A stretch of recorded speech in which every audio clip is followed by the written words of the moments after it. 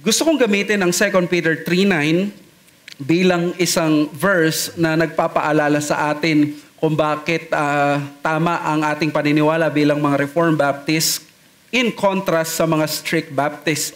Sabi sa 2 Peter 3:9, "The Lord is not slow to fulfill His promise, as some count slowness, but is patient toward you, not wishing that any should perish, but that all should come to repentance." So, dun lang, remind ko lang na dito malinaw na compassionate ang Panginoon at hindi niya gusto by His own compassionate nature na may pumunta ng impyerno. Nandoon ang nature ng Diyos bilang compassionate, gracious, merciful. Therefore, sa kanyang kalikasan, hindi siya matutuwa sa ganong kalagayan. But of course, being just God, ang decree ng Panginoon ay hindi maligtas ang lahat. Nevertheless, malinaw dyan that He wants and He wants all should reach repentance. Isa ito sa verses na ma-appreciate natin sa ating pag-aaral na hindi tayo strict Baptist dahil kung ikaw ay strict Baptist, magkakaroon ka ng problem sa verse na ito. So ano ba itong mga pinag-aaralan natin? Well, ang nomenclature ng Reformed Baptist ay para sa iba oxymoron, parang hindi dapat ipagsama ang Reform at saka yung Baptist, at yung iba naman ay mystery. Parang ano ba ang ibig sabihin nalaga ng Reformed Baptist? Is there such a thing? Ang gusto nating makita muna dito ay yung mga origins natin na hindi talaga nagkiklaim na dito tayo galing, pero gusto nating sabihin na hindi talaga ito yung ating history, hindi ito yung ating mga paniniwala. Una, hindi tayo Baptist successionist, so hindi tayo yung mga nagte-trace back ng lineage diretso, yung unbroken line ng mga local churches sa history directly kay John the Baptist. Ito yung triple J position na ang mga Baptist galing sa either sa Jordan River, kay Jesus, at kay John the Baptist. Walang historical data ito. Now, isa na mabili din sa mga iba yung Anabaptist position na tayo ay galing sa Anabaptist. Ana sa Greek ay Re Baptist or rebaptism. So, nagkaroon sila ng pagbabaptize ng mga binaptize ng bata. Pero ang totoo, kahit tama sila sa immersion, marami silang mga false teachings. So ito yung radical wing of the Reformation. At ngayon, marami na ang scholars na naka-recover ng kanilang mga katuruan that these are not really the ancestors of the particular Baptist or Reformed Baptist. In fact, sa first London Confession na 1644, nilinaw ng mga particular Baptist na 7 churches, hindi sila Anabaptist. Okay? And then, ang pangatlo, hindi tayo General Baptist. Ang mga General Baptists ay, kung mapansin ninyo, no, ang pagkahati ng mga Baptist ay hindi depende sa lugar, kundi sa doctrine ng Calvinism or ng tulip. So, kung may naniniwala sa limited atonement, yung mga particular Baptist, ang tawag sa kanila, teka muna. So, ang kabaligtaran nito ay mga particular Baptist because naniniwala sila sa particular redemption. Ito naman General Baptist, ito yung mga Arminians na Baptist at in-establish ito ni John Smith sa England noong 1600s as part of the separatist influence ni Francis Johnson. Si Francis Johnson siya ang nagtatag ng kauna-unang isang formal gathering ng mga Baptist sa Holland. So that was 1590s. Ito naman 1600s, 1609. Ang sinasabing unang-unang English Baptist church na inaitatag sa kasaysayan sa Inglaterra. Now, sa ating pag-aaral sa General Baptist, we also said na itong mga General Baptist, ito yung kasagsagan ng kamamatay niyang 1609 ni Arminius. So nagkaroon ng interest sa kanyang doctrine. So rather than following Calvin sa atonement, they followed yung universal atonement ni Arminius. By the way, si Arminius naniniwala dun sa 5 points nila ng remonstrance na ang kaligtasan ay pwedeng mawala at ang Panginoon ay namatay para sa lahat. And then its history is characterized by spurts of growth, compromise, and decline. Dahil nga sa kanilang medyo mas maluwag na paghawak ng doktrina, maraming mga false teaching ang nakapasok. So Syrianism, ang issue ng Trinity or yung ang Christology nila naapektuhan at napaka masaklap ng nangyari sa kasaysayan. Pagdating sa dalawang ito, ang General Baptist at ang Particular Baptist, mas pinasok ng compromise ang General Baptist. Kaya nga, ang doctrines of grace are not simply Calvinistic labels. They are guardrails that keeps an evangelical congregation from being vulnerable to errors and heresies. Akala kasi ng iba, gusto lang natin maging reform. But the doctrines of grace are very effective na pagbantay at proteksyon sa mga false teachings. Nung makita natin ito sa kasaysayan, ni-reject ito ng General Baptist, pinasok sila ng maraming mga false teaching. Pupunta tayo ngayon sa ating lesson, strict Baptist. Why strict Baptist? Bakit strict? Siguro, again, ito yung pinaka-less familiar tayong lahat. Aminado ako, I haven't seen a strict Baptist sa Pilipinas.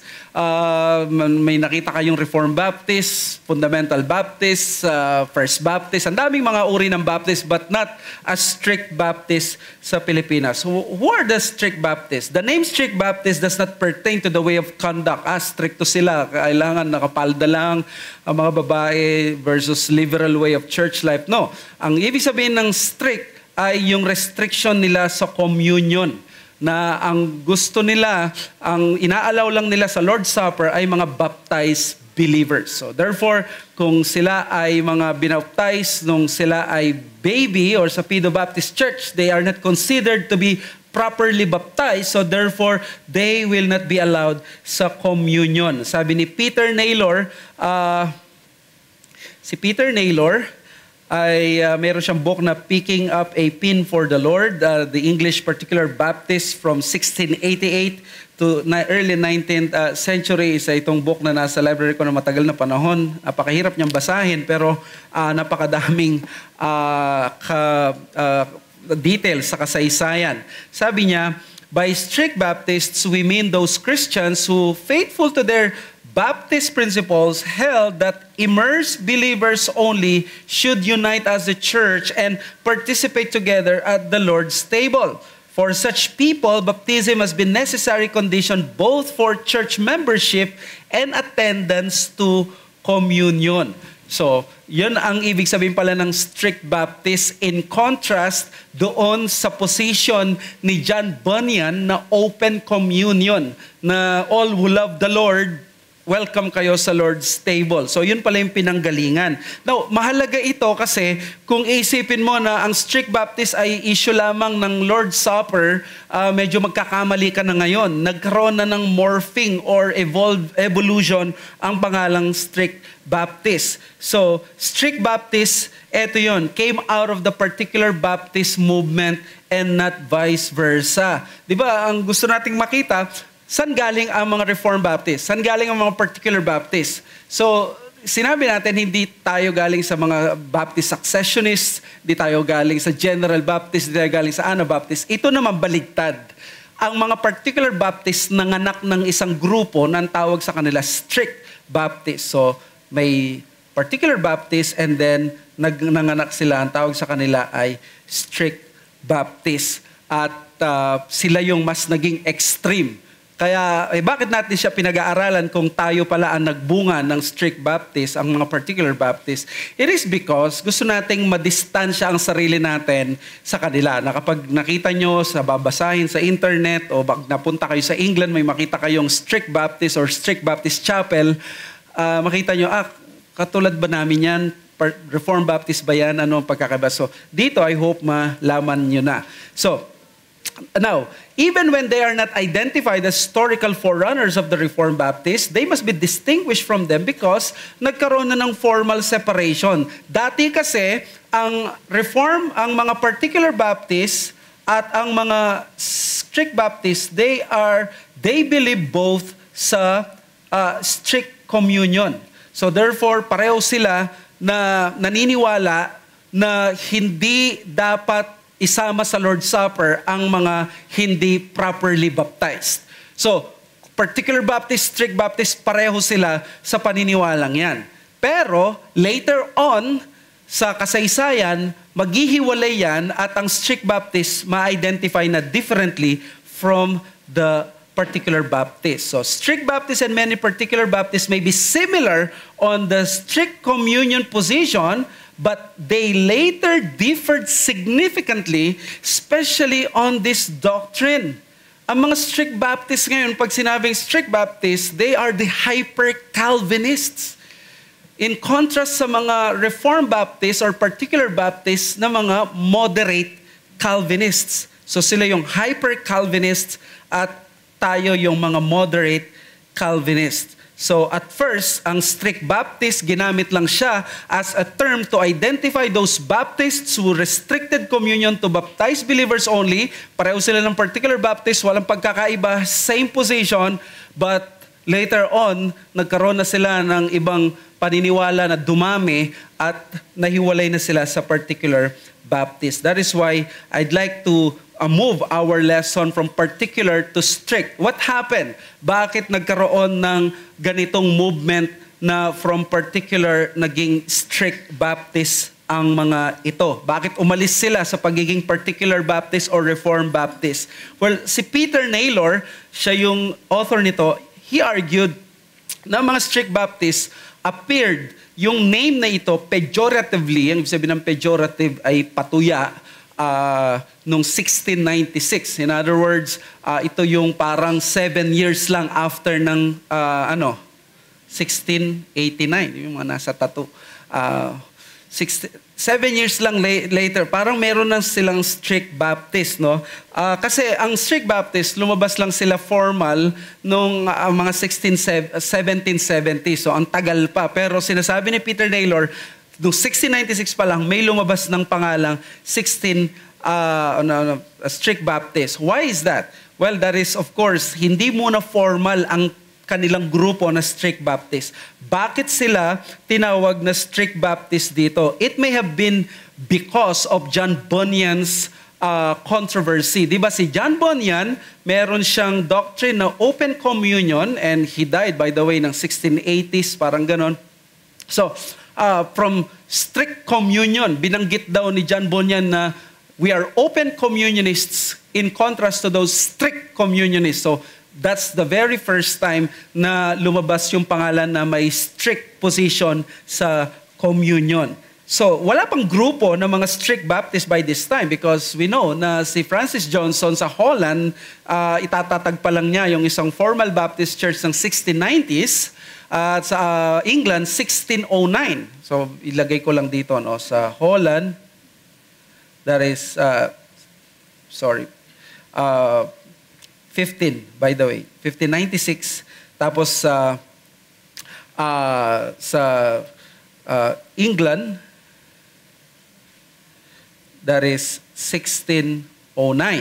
Yan yung unang mga Baptist sa Holland, sa England, nung naitatag sila at dito lumilitaw na, 16,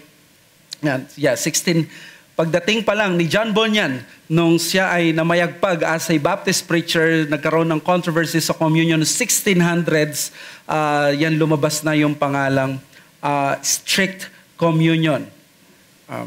So let me quote si Peter Naylor. As early as 1696, the adjective strict was being ascribed to some unspecified Baptists by Richard Davis. Ito yung kalaban nila. And his people at the Independent Church, Rothwell, Northamptonshire. In some, the evidence shows that while restricted communion has been practiced by English Baptists for many years, the epithet strict Baptist was known in the English East Midlands in the late 17th century. So, late 17th century pa ito lumabas. Pero bakit nga naging particular tapos naging strict? Because nung 1727, lumabas yung isa sa pinakamagiging magaling na Baptist sa kasaysayan. A young pastor named John Gill ay naging bahagi ng grupo ng mga particular Baptist at sa napakagaling na theologian nito. In fact, siya ang kinikilala na Baptist giant nung panahon niya, nung 1700s. Ang mga strict Baptists, they morphed into more than mere communion issue. So naging bahagi siya ng mga particular Baptists na naniniwala sa strict communion, at ang ginawa ni John Gill sa kanyang convincing power, sa kanyang karunungan, ay dumami ang mga katulad niyang strict Baptist, at ang strict Baptist ay hindi na lamang patungkol sa close or strict communion. Dito rin, by 1750, makikita na natin for the very first time ang isang tao na i-acknowledge na niya ang pangalang strict Baptist. So by 1750 pa lang, una na nagkaroon ng formal admission na nagpakilala ang isang pastor, I am a strict Baptist. And by 1778, si Abraham Booth, kilala nyo to sa communion controversy, approved the name and embraced it with qualification. So, di ba ginamit ang strict Baptist as pejorative? Panuya. Mga stricto kayo, mga matataas ang mga ninyo, posisyon, at yung inyong mga, tawag dito, tataas ang inyong standards. So, parang minamak sila, tinutuya sila. So, ngayon, sabi ni Abraham Booth, let's embrace the name strict Baptist. Sabi ni Abraham Booth sa kanyang An Apology for the Baptists, in which they are vindicated from the imputation of laying an unwarranted stress on the ordinance of baptism. Yung mga title ng libro na yun, parang yun na yung buong message. Maintindihan mo na yung kanilang buong tinuturo.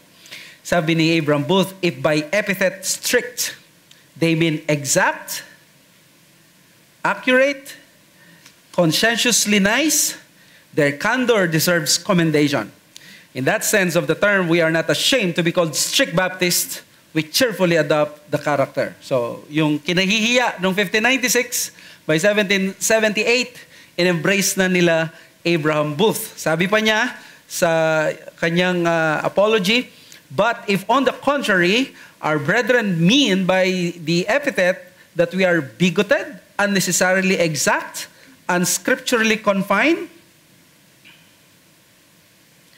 their forwardness to give us a name calls for our censure. In the former sense, I will venture to affirm every Baptist ought to be a strict one, or else to renounce the name. In the latter use of the term, we reject the distinguishing epithet and require our opponents to prove, I say to prove, not to surmise, that it justly belongs to us. So, again, by 1778, dito na lumabas na talagang may mga strict Baptist na separate from the particular Baptist. Because dati, ang mga particular Baptists, they are also called strict Baptists dahil nga sa communion, but now, they are beginning to be different. Now, gusto ko munang magbigay ng point bago natin pag-usapan what was the difference sa strict at particular Baptist. Gusto kong i-emphasize dito na malaking issue sa mga forefathers natin ang communion. Hindi talaga nila gustong makasama sa communion ang mga hindi properly baptized. That is historical. Okay? I was listening sa interview kay Jim Renihan, at doon sa podcast, at sinabi sa kanya nag-i-interview, napansin niya na ang common attitude ngayon ng mga Reformed Baptists sa mga Pedo Baptists is somewhat very tolerant. Well, of course, that is a positive thing na kaya nating magkaroon ng joint forces with them.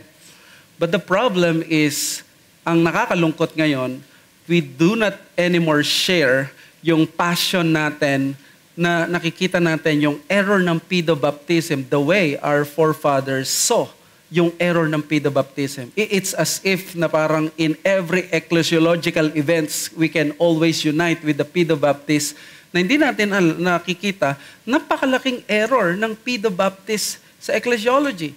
Imagine mo, babaptize mo yung bata, at ikasasama mo siya sa covenant community at ipipresume sa mga iba sa kanila na isang regenerate person, at uunahin mo yung baptism kaysa yung profession of faith. This is a very clear error in the scripture. We don't care kung pinaniniwala nito ng mga great luminaries natin, but the very scriptures that we use ay wala ang katuroang ito. Kaya nga, ang gusto ko sabihin ay bakit nagpaka-stricto ang mga English Baptists? Well, it is a testimony to their consistent attitude to pedobaptism as a serious ecclesiological error. That was the reason. Bakit pinipilit? Imagine mo, tinutuya sila, pinagtatawanan sila. Lahat, halos, pedobap. Pero nanindigan sila. Separatist nga sila. Yung iba ay independents. Ang mga separatists kasi may mga independents, may mga Baptists, may mga Quakers. Karamihan sa mga independents ay pedobaptists. Ang mga Baptist lang ang naniwala sa immersion of the believer. Kaya kung mapansin nyo, pinilit nila na magpaka-stricto sa Lord's Supper na you cannot join itong Lord's Supper if you are not properly baptized because these two sacraments cannot be separated. Ang initiating covenant ordinance is the baptism at ang perpetuating covenant ordinance is the Lord's Supper. Hindi pwede na i-allow natin na, kaya nga ang mas consistent sa kanila actually is pedo communion. Kasi inallow mong i-baptize ang baby, yung first sacrament, inallow mong i-baptize, dapat i-allow mo rin doon sa ikalawang sacrament. What keeps you from doing that? Kung inallow mo pala siya sa isa, because by the virtue of the faith of the parent, why don't you allow it also sa Lord's Supper? Yun ang pedo communion, na kahit na hindi pa siya nag-profess, isama siya sa communion. That was the practice of Solomon Stoddard, yung lolo, yung church sa Northampton ni Jonathan Edwards, na nakita ni Jonathan Edwards, it's so inconsistent sa scriptures because imagine mo, you're giving the Lord's table to those who are clearly unregenerate. Di ba si John Calvin, hinarang niya yung katawan niya doon sa mga libertines sa Geneva kahit na na-expel siya because he would not allow na yung mga walang visible na kabanalan na hindi lumalakad sa salita ng Diyos ay magiging partaker ng Lord's Supper. So, I think this is the more consistent view sa Lord's Supper and I agree with the strict position ng mga Baptists. But this is, of course, where I do not agree sa ibang position nila. Let me just quote yung SBHS, Strict Baptist Historical Society, doon sa sbhs.org.uk. Many evangelical churches in the West invite all who love the Lord Jesus Christ to take the bread and wine at the Lord's table. Strict Baptists, like many other groups of Baptist churches elsewhere in the world, believe that this privilege should be offered only to those who have been baptized by immersion as believers. This was the practice of most Baptist churches in Britain during the 17th and 18th centuries. Some go further and invite only those belonging to Baptist churches or to churches holding the same understanding of Christian faith and church order, or only those belonging to that particular local church. So, ito yung practice ng most Baptist churches sa Britain. Okay? So, alam natin, it's not popular ngayon, yung strict communion, but this is just being historically honest. This was the position of the majority of the particular Baptists. As I have said to you, si John Bunyan, napakasikat niya, maraming naniwala sa kanya sa Pilgrim Progress at sa kanyang gift. But when it comes to communion, ang mga particular Baptist nung panahon niya, hindi siya sinunod, hindi siya pinaniwalaan. So, what is the reason bakit ang mga strict Baptists, they are no longer part of the particular Baptist movement? Bakit sila humiwalay? Because of this, moderate Calvinism at hyper-Calvinism. Ang strict Baptist movement ay na-identify na with the hyper-Calvinist movement. So why do we need to study the strict Baptists even when they are almost non-existent in the Philippines? Inihanda ko ba kayo kung pupunta kayo ng England? Or baka may mag-abroad dito sa UK naman? As illegal immigrant, joke lang, para ma-deport na, hindi naman. Their strong emphasis on high Calvinism have earned them the identity of being strong, hyper-Calvinist. So, ang mga SB, they believe they are all hyper Calvinists. Ang mga particular Baptists, they are called the Calvinists or the moderate Calvinists. Okay? So, again, let me quote itong article. The strict Baptists, or to use the name by which they have often been known, the strict and particular Baptists are a group of evangelical churches found mostly in England, rooted in the older particular Baptist tradition. They emerged as a distinct body early in the 19th century because of their opposition to the idea that it is the duty of every person to repent and believe the gospel. Nowadays, many are known as Grace Baptists because of their adherence to the doctrines of grace. So, ito yun. It is not their duty to repent and believe the gospel. Ito yung mga hyper Calvinists. So, ang background nito is that the 18th century was the battle for survival among Calvinistic Baptists. One powerful force was killing the churches, and that was the hyper-Calvinism. Ang 18th century, ito yung 1700s. So, bigyan ko kayo ng view, mabilis na, yung quick tour lang. 1689, naging free na, tolerant na, at lumabas na yung confession natin. Pero alam nyo, nung panahon na yon, nagkaroon ng depression at, anong tawag doon, yung energy level ng mga Baptists bumaba because nagkaroon ng fatigue. Tapos wala silang mga church buildings, wala naman silang pera, ang treasury ng king, wala namang pondo sa kanila. Tapos they were heavily persecuted. Marami sa mga heroes nila namatay na. So, by this time, kumonte ang mga Baptists, particular Baptists. Pero, ang daming mga reasons, pero sabi ni Michael Haykin, ang isa sa nagpatay sa maraming mga Baptists ay itong hyper-Calvinist dahil kay John Gill. Meron ako sinulat na article sa GMA Theological Journal nung tutor pa ako doon. Theological and Missional, The Baptist Vision of Andrew Fuller. Nilabas ito noong February 2020. And I said there, British historians call the 1800s a long century because of the numerous unforgettable events in their nation. For the Baptist movement, it was a forgettable one, at least almost. By 1715, there were about 220 particular Baptists churches in England and Wales, but by the 1750s, their number dwindled to around 150 local congregations. Andrew Fuller even made a frightening observation regarding their ranks that if the situation had continued for much longer, Baptists should have been a very dunghill in society. So, tanong nyo siguro, bakit naman muntik na maging etchepuera or mamatay ang mga particular Baptist nung panahon na yon? Sino ang may kasalanan? Marami, pero ang isa sa hindi may tatanggi na reason ay ang renowned Baptist theologian si John Gill. He was revered by many Baptist pastors. At dahil siya ay hyper-Calvinist, hinangaan ng kanyang talino at marami, pati na yung kanyang high Calvinism. He was able to influence these churches. And as a result, ang strict Baptists, it gained a foothold in English Baptist history.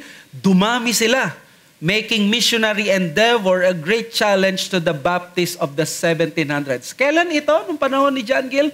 That was 1750s, di ba? 1778. And anong nangyayari dito? This was the time na walang missionary movement.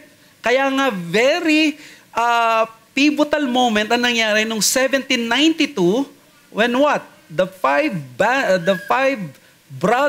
of brothers, united together na nilabanan nila yung strict Baptist climate ng England, nagtatag sila ng tinatawag na Baptist Missionary Society.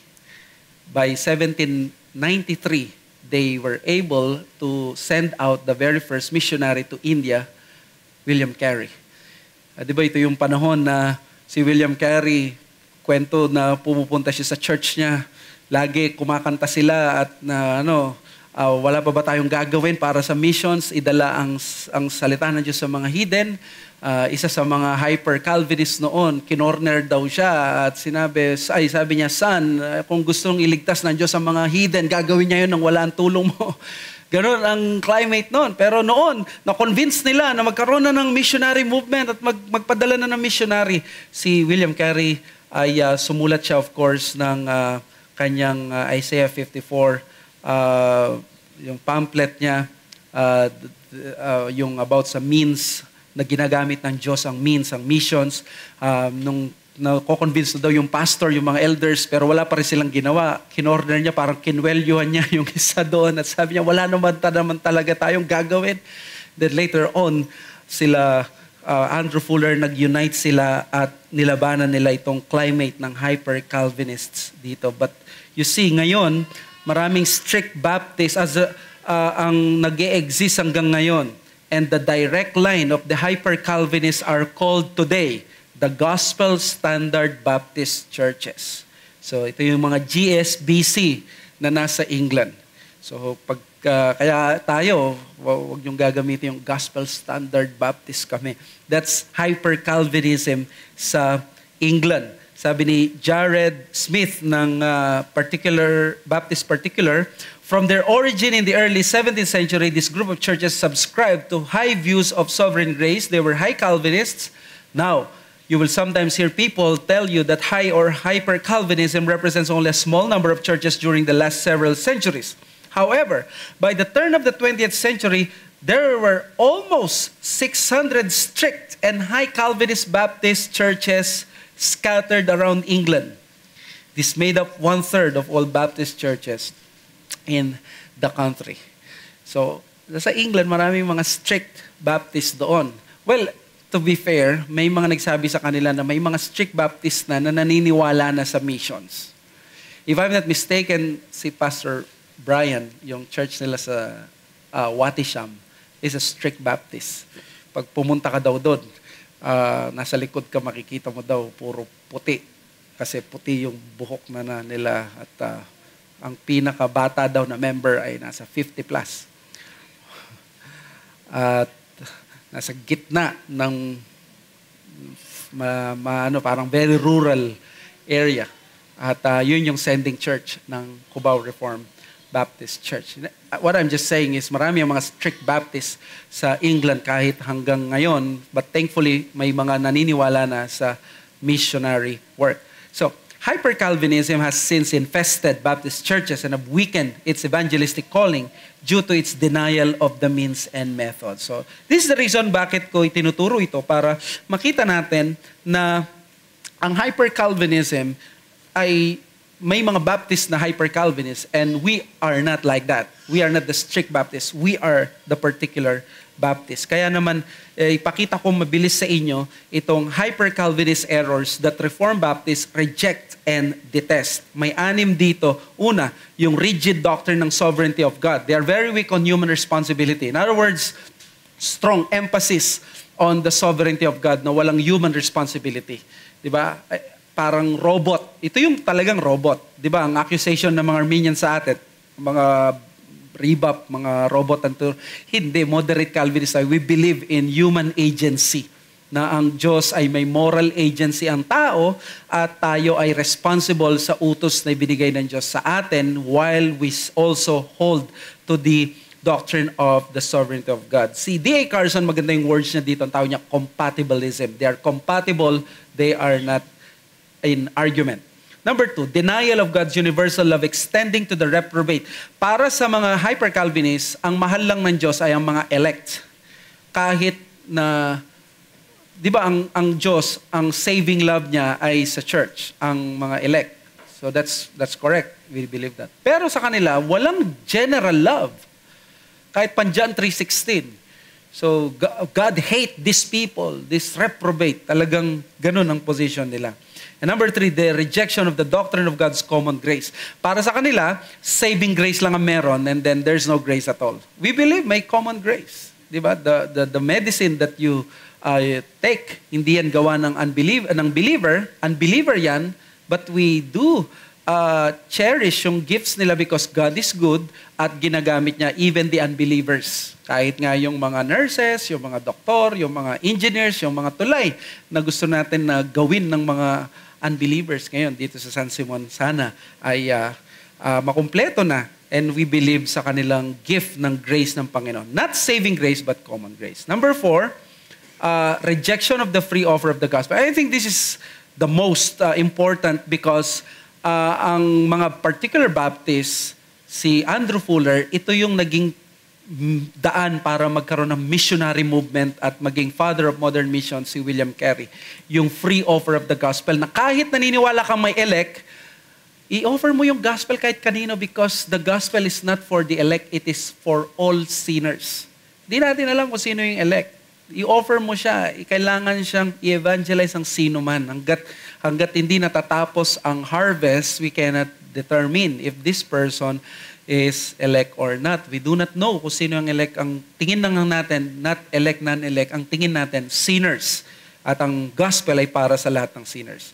And number 4, many embrace the doctrine of eternal justification. Ito yung si John Gill. Para kay John Gill, eternally justified na ang mga elect. In other words, justified na sila noon. Di ba tayo naniniwala, ang elect, hanggat hindi siya sasampalataya sa Panginoon, hindi siya justified. Tama? Ang justification mangyayari sa araw at oras na sumampalataya siya sa Panginoon. Si John Gill noon pa. At number 6, ito yung pinaka. Wow. In its most extreme version, pag nag-differ ka sa kanila, may mga ganitong uri ng hyper-Calvinist. In-excommunicate nila pati si Spurgeon. Pati si Calvin para sa kanila hindi Christian, hindi Calvinist. Si Calvin, hindi Calvinist. But kasi nga, unbelievers sa kanila kung hindi ka sasang-ayon sa kanila. So, dalawang issue lang bago tayo magtapos. Gusto kong i-address ito dahil ito naman ang dahilan bakit pinag-aaralan natin na hindi tayo strict Baptist. Ang una is God's love only for the elect, and number 2 is God's gospel only for the elect. So, yun yung dalawang questions. Is God's love only for the elect? Is God's gospel only for the elect? The first one, ang teaching ng hyper-Calvinist, no divine love for the reprobate, only for the elect. Wala bang talagang pagmamahal ng Diyos kahit sa mga unbelievers? Well, ito yung sabi ni W.E. Best, isang hyper-Calvinist. Sabi niya, no servant of Christ told people that God loves them. Paul did not carry a placard saying, smile, God loves you.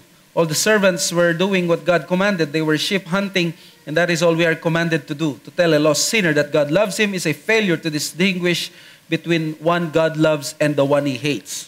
Kita nyo, para sa Kanya ay either ang Diyos ay mahal ka o hate ka. So that is the teaching of the hyper-Calvinist. What is the teaching of the Scriptures? Number 1, we concede and proclaim the special love of God for the elect. Very clear sa 1689, di ba? May special love para sa mga mananampalataya. Sa chapter 3, paragraph 5. Those of mankind that are predestined to life, ang sinabi niya dyan, out of His mere grace and free grace and love, without any other thing the creature as a condition or cause moving him thereto. Ayun, meron silang may pagmamahal ang Diyos sa kanila. Minahal niya before the foundation of the world. So, yan ang turo ng Scripture. Sinabi rin ng Romans 8:28, and we know that those who love God, all things work together for good for those who are called according to His purpose. Now, yung love God dyan is the same description for those who are called according to His own purpose. May nagtuturo na pag hindi mo mahal ang Diyos, not all things work together. Hindi. Ang love dyan, hindi subjective. Those who love God is a description of those who are called according to His purpose. In other words, dinidescribe ang mga Christians. Ang mga Christians are the people who love God. Okay, so those who love God, those who are called according to His purpose, same people, all things work together for their good. Okay? So, may pagmamahal ang Diyos. At yan yung mga text na nakalagay dyan. Ang dami pa. Now, scriptural teaching number 2, God's love is also universal. Ang tawag dito, benevolent love. So, may pag-ibig ang Diyos sa mga elect, that is saving love, pero meron siyang love na benevolent sa mga even unbelievers. And let me give you some example. God is good to man by providing for his welfare through His providence. Di ba sabi sa Acts 14:17, yet He did not leave Himself without witness, for He did good by giving you rains from heaven and fruitful season, satisfying your hearts with food and gladness. Mahal ng Diyos ang mga unbelievers in this way that He provides for them. Sabi sa Psalm 104, yung mga hayop nakatingin sa langit, naghihintay ng pagkain mula sa Diyos. At God's benevolent love extends to the just and to the unjust. Di ba? Sabi sa 5:45 ng Matthew 4, He makes His sun rise on the evil and on the good, and sends rain on the just and on the unjust. Kaya kapag umulan din sa'yo, ay, blessing. Pinapaulan din ng Diyos ang isang unjust at wicked na katulad ko. Di ba? Number 3, God genuinely desires that all sinners to be saved. So, isa pang benevolent love ito ng Diyos. May invitation to receive the gospel. May desire ang Diyos. Now, pag ininterpret ito ng Baptist o ng Calvinist, alam natin, pag ininterpret ang 1 Timothy 2:4, He desires all people to be saved and all come to the knowledge of the truth. We do not say yung all people lang dyan ay ang mga elect. What we say is, desire talaga ng Diyos bilang compassionate God na maligtas ang lahat. Kasi compassionate siya, alam nga namang hindi niya i-desire na iligtas sila. But, iba yung desire ng Diyos sa decree ng Diyos. Maaring may i-desire ang Diyos sa kanyang puso na dahil sa kanyang natural character, pero iba yung gagawin niyang decree sa kanya at ito yung tutuparin niya, ito yung gagawin niya. At sa decree, sa wisdom ng Diyos, it will bring more glory to Him kung ang Diyos hahayaan niya ang mga tao na sa kanilang mga kasalanan at yung iba ay maliligtas. So, beware. Some hyper-Calvinist language is full of hatred and judgment against other people and brethren that is grossly inconsistent with the compassionate heart of Christ. Yung mga hyper-Calvinists ito, pag nakita mo, yung language nila puro hatred. God hates this. God hates the unbelievers. Hindi dapat ganon kasi New Testament is a message of reconciliation. The ministry of reconciliation, sabi ni Christ, that whenever we preach, we must be messengers of God's love. Diba? Yun yung kaya nga, diba, sabi sa 2 Timothy 2, ang alagad ng Diyos hindi dapat maging contentious, hindi siya yung palaaway. Kasi we have that message of reconciliation. We are the ambassadors of Christ. Now, bakit ito sinasabi? Kasi merong isang book ng title, Outside the Camp, si Christopher Adams. Pakinggan ninyo yung kanyang sinabi. We must be willing to exercise church discipline on those who turn out to be Arminians or consider Arminians to be their brothers in Christ. So kapag ako, Calvinist, pareho kaming Calvinist, pag kinonsider ko ang Arminian, let's say hindi siya Calvinist, let's say Southern Baptist, kinonsider ko siyang ligtas, pati ako daw i-excommunicate. Imagine mo to. Part of the reason the bulk of the professing church has apostatized is that it is generally unwilling to discipline members for doctrinal reasons. Of course, this calls for sound judgment on the part of elders, but allowing heresy to remain in the church for the sake of building up the membership is inexcusable. Calvinists need to learn the power of God is in the gospel and the gospel alone. But the true power of the gospel will not be manifested unless it is preached in all its fullness, but as a savor of life unto life and as a savor of death unto death. The gospel condemns Arminians as enemies of God, enemies of the cross, and enemies of the gospel. Turn away from them, lest you share in their condemnation. Thankfully, ang mga Reformed Baptists, they consider Arminians generally as their brethren. Tandaan natin, ang simple faith sa Panginoong Yesus ay nagkakaroon ng justification by faith alone in Christ alone. And that is the integrating point of the gospel. In the words of Pastor Noel, that is the irreducible minimum. In other words, kung pwede mong tanggalin ng iba, pwede ka maging continuationist, pwede ka maging charismatic, pwede ka maging ganito, pero hanggat nandito ito, ligtas ka, Kristiyano ka. And that is the doctrine of justification by faith alone. Kristiyano ka. So, kahit Arminian yan, kahit Calvinist yan, as long as naniniwala siya sa doctrine of justification by faith alone in Christ alone. Of course, ina-assume natin the Trinity, Christology, and all those things. And lastly, is God's gospel only for the elect? Para lang ba ito sa mga elect? Well, the hyper-Calvinist teaching, the depravity of man renders the offer of the gospel absurd. So kung hindi niya kayang sumampalataya, bakit mo i-offer sa kanya ang gospel? Kaya nga para sa kanila, hindi dapat ino-offer ang gospel. Huwag mo siyang imbitahang sumampalataya o tumanggap sa Panginoon. Mga hyper-Calvinists, sa kanila, hindi sila naniniwala dun sa issue ng means. Ang means is yung kaparaanan. Di ba? Ang evangelism is kaparaanan, pagbimisyon, pangangaral. Di ba? Means of grace yan. Para dumating sa kanilang grace. So, ang mga hyper-Calvinist, sila yung, sabi ng teacher ko, pag naglalakad biglang, alam mo yun, naligtas na lang at gano'n na lang. ang nangyari. Sabi ni Jared Smith, isang hyper-Calvinist, the Gospel Standard Strict Baptists, so named after their principal journal, believe with other strict Baptists that human beings do not have within them the power to repent and believe the gospel. However, as far as evangelism is concerned, they are distinguished by their assertion that we cannot derive guidelines for our practice in preaching the gospel. Therefore, it is not right for preachers to offer the gospel of Christ to all without discrimination, nor to call all in their audience to repentance and faith. Kaya nga, di ba nauso yung tinatawag na preparationism? Kapag wala kang nakikitang medyo naiiyak siya o kaya medyo parang nako-convict siya, wag mo munang i-offer ang gospel, baka hindi yan elect. We don't believe that. That's very unbiblical. Malinaw sa scripture, the gospel is for all sinners. It is for the whole world. Di ba? John chapter 3:16. For God so loved the world that He gave His only begotten Son, that whoever believes in Him shall not perish but have everlasting life. In other words, ino-offer ng Diyos ang gospel sa buong mundo. Hindi yun kasamaan sa Kanya kung hindi nila kaya. Hindi niya kasalanan yun kung hindi nila kaya. Hindi niya obligasyon na bigyan sila ng kakayanan. Pero sa kabutihan ng Diyos, merong mga elect na binigyan niya ng kakayanan na sumampalataya sa Kanya.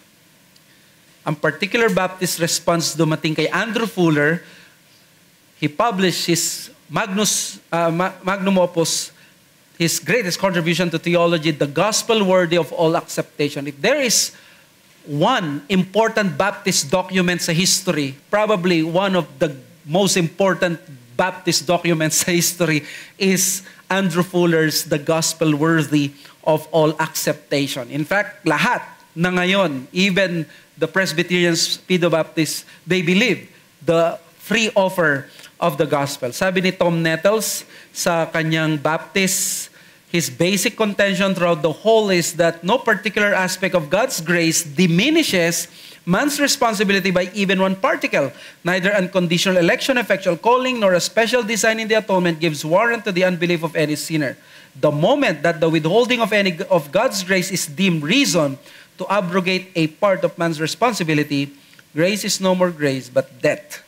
The giving of light may increase responsibility and further demonstrate one's depravity, but the corresponding absence of salvific grace cannot alleviate increased guilt. Ang sinasabi lang niya dito, kung hahayaan ng Diyos ang depraved na tao na siya ay pumunta ng impyerno at hindi niya kakayaning sampalatayanan yung in-offer niyang gospel, hindi kasalanan ng Diyos yun. Hindi siya obligado. Kapag sinabi mong dapat ginawa ng Diyos yun, yun ang question ng maraming mga Baptist at ng mga Armenians.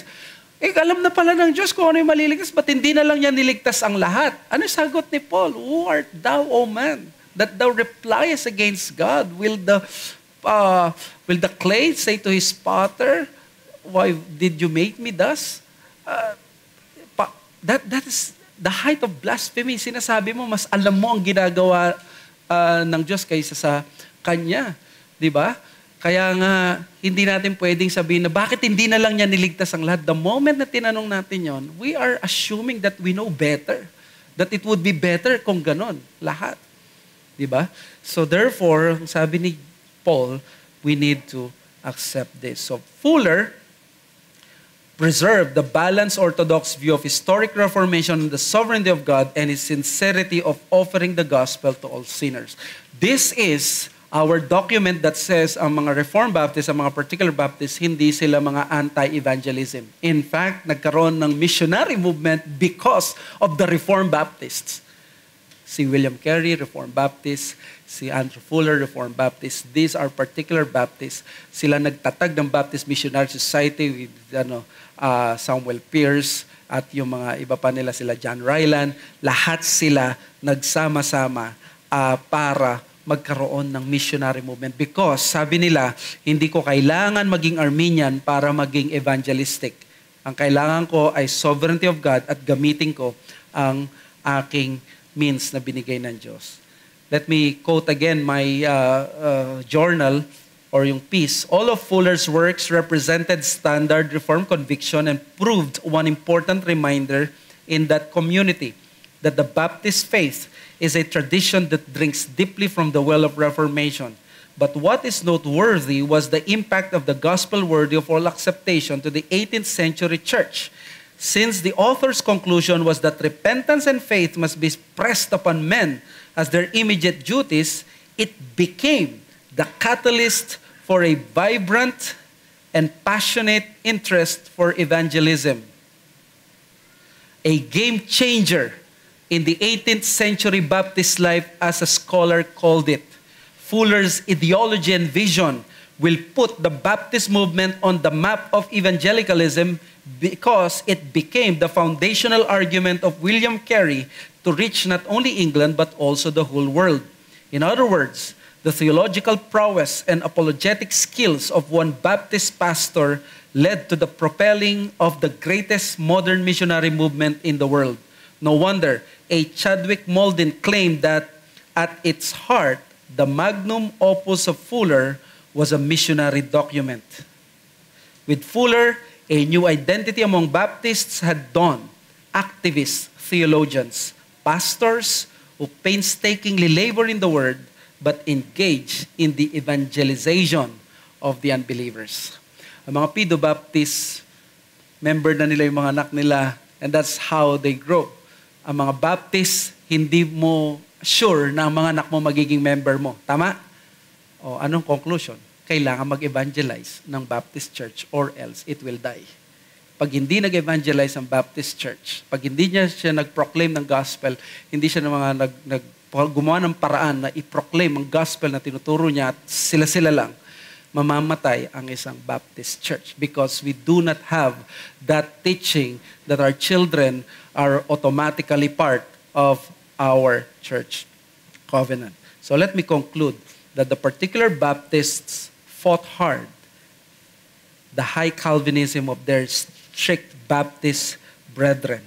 Therefore, hyper-Calvinism must be detested and it should have no place in Reformed Baptist churches. So patuloy nating i-reject ang hyper-Calvinism, i-detest ito, i-reject ito, at walang lugar ito sa Reformed Baptist churches. There's a question, one or two. Let's pray muna. Father, we thank you sa aming natutunan. Thanking you that we have this glorious history as particular Baptists. And now, Lord, after we have studied ang aming mga false forerunner, we can now proceed sa actual history ng particular Baptist. We are excited to know more about our Baptist forefathers, William Kiffin, Benjamin Kitch, Hansard Knowles, at ang mga iba pa, Nehemiah Cox. May we be familiarized with these persons, with these people, because our doctrines na pinipreserve namin ngayon ay nanggaling sa kanilang pagpapagal at ginamit mo sila. Maraming salamat, Panginoon. Ito po ang aming samod dalangin sa pangalan ng Panginoong Yesus. Amen.